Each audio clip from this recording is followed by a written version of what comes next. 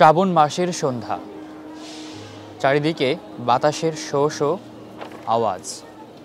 ভারী বর্ষণ ছিল কিছুক্ষণ আগেও, এখন তা নেই। সারাদিনের একটানা বানে দাক্ষিণাত্যের শিবিরের সামনের রাস্তা পরিচ্ছন্ন।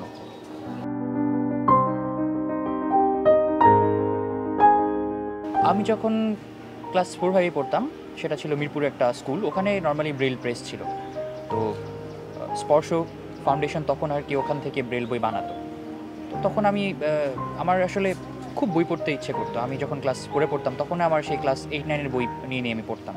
আমার কাছে মনে হতো আসলে বই পড়লে বাংলা শব্দের এত সুন্দর শব্দ ভাণ্ডার আছে, আর বাংলা ভাষা এত শ্রুতিমধুর, বলতে এত শ্রুতিমধুর লাগে, যেটা আমার কাছে মনে হয় আসলে যত বেশি বই পড়া যাবে তত বেশি আসলে বাংলা শব্দ রপ্ত করা যাবে। তো আমি সেইভাবেই বই পড়তাম। তো একদিন ওই প্রেসে গেলাম, গিয়ে দেখছি যে নতুন কিছু বই এসছে যেগুলো পাঠ্যপুস্তকের বই না।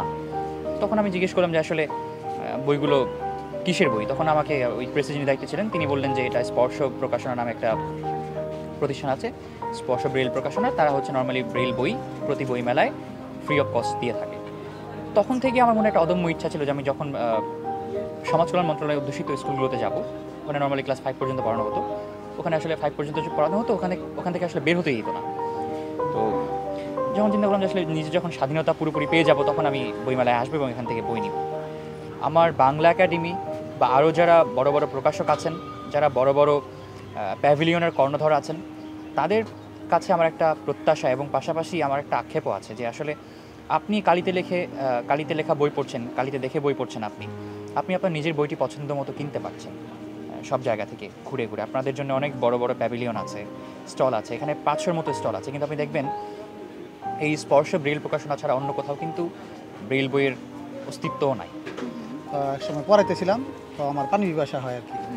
পরে বললাম যে পানি পিপাসা লাগছে। একটা অন্ধ মানুষ পলকে যাইয়া উঠা নিয়ে আমার জন্য পানি নিয়ে আসছে। আমি তখন আলাদা একটা অনুভূতি তৈরি হয়েছে, ভিতরে আলাদা একটা আবেগ তৈরি হয়েছে, তাদের প্রতি একটা ভালোবাসা জন্ম হয়ে গেছে যে সে চোখে দেখে না কীভাবে আমার জন্য পানি নিয়ে আসলো 1 মিনিটের ভিতরে, আমার টেবিল তুলতে দিল না। জিনিসটা আমার এখনও মনে ভাবায় আর কি। প্রতি বছরের বইমেলায় আসি, ওর সাথে দেখা করি। শ্রাবণ মাসের সন্ধ্যা, চারদিকে বাতাসের শন শন আওয়াজ। ভারী বর্ষণ ছিল কিছুক্ষণ আগে, এখন তা নেই।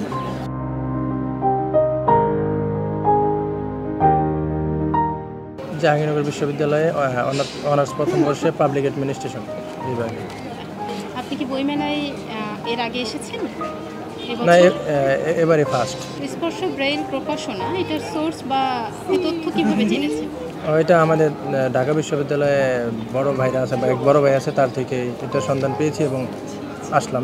আরও আগেও শুনতাম অনেক, কিন্তু তখন আর আসা হয়নি। তো এবার হাতে সময় হইলো, এই জন্য আসলাম।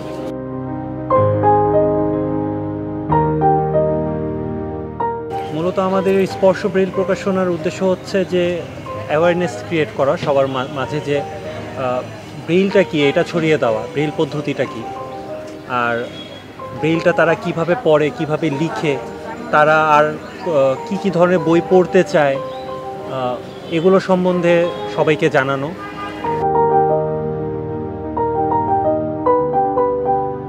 আমি যখন স্কুলে পড়তাম তখন আমাদের স্কুলের সঙ্গে স্পর্শের যে ফাউন্ডার নাজিয়া জাবিন ম্যাম, আন্টির সঙ্গে আর কি, আমরা আন্টি বলি, আন্টির সঙ্গে হচ্ছে গিয়ে প্রিন্সিপাল ম্যামের একটা ফ্রেন্ডশিপ ছিল। তো ওখান থেকেই হচ্ছে গিয়ে খোঁজ পাওয়া, এবং সেখান থেকে উনি যখন প্রথম কাজ শুরু করেছিলেন তখন থেকেই আমরা ছিলাম এবং তখন থেকে আমরা এখানে আসি। আমি বেশি ভালোবাসি, আমি আসলে বই পড়তেই ভালোবাসি, কোনো ওরকম স্পেসিফিক কোনো সাবজেক্ট নেই। প্রত্যেকটা প্রকাশনা থেকে যদি উদ্যোগ নেওয়া হয় এবং অ্যাটলিস্ট একটা করে বই যদি আমাদের ব্রেইলে থাকে, তো সেক্ষেত্রে আমাদের ব্রেইল সম্পর্কে মানুষজন জানবে, সেই সঙ্গে আমরা পড়তেও পারবো।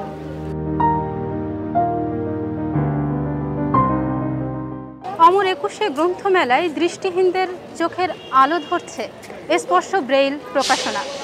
এই প্রকাশনাটি দৃষ্টিহীনদের নিয়ে কাজ করছে, তাদের বই পড়ার সুযোগ করে দিচ্ছে।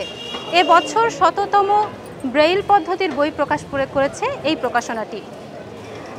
ঢাকা সহ ঢাকার বাইরে থেকে প্রতিদিন দৃষ্টিবঞ্চিত মানুষ আসছে এবং তাদের পছন্দের বইগুলো পড়তে পারছে এবং এই বিষয় নিয়ে আনন্দ প্রকাশ করেছেন সংশ্লিষ্ট কর্তৃপক্ষরাও। তাহনিয়া ইয়াসমিন, সংবাদ প্রকাশ, অমর 21 গ্রন্থমেলা।